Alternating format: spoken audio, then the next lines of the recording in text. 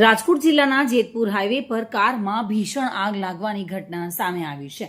Highway પર Pithadiya toll plaza નજીકના overbridge પર એક કારમાં અચાનક આગ ભભૂકી ઉઠી હતી. કારમાં ભીષણ આગ લાગતાની સાથે જ આ કાર બળીને ખાખ થઈ ગઈ હતી. કાર ચાલક સમય સૂચકતાથી બહાર નીકળી જતા તેનો બચાવ થયો હતો. કાર ચાલક જૂનાગઢથી રાજકોટ જવા સમયે આ બનાવ બન્યો હતો. જો કે કારમાં આગ લાગવાનું કારણ હજુ પણ અકબંધ છે.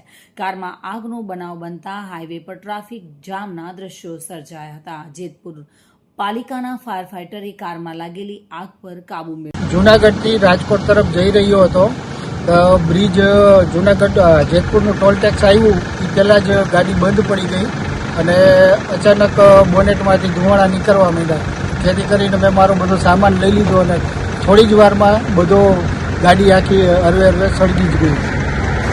ગાડી કઈ રીતના ગાડી ચાલુમાં બંધ પડી ગઈ એટલે મેં સાઈડમાં રાખી અને જોયું તો ચાલુ જ નહોતી થતી અને બોનેટમાંથી ધુમાડા નીકળવા માંડ્યા.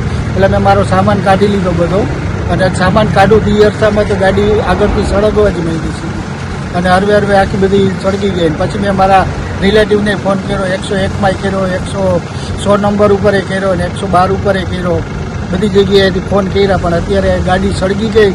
પછી ટૂંકમાં ટ્રાફિકમાં ચલવાના હશે ફાયરવાળા, એ બી આવી ગયા છે અત્યારે ને ગાડી અત્યારે હતો.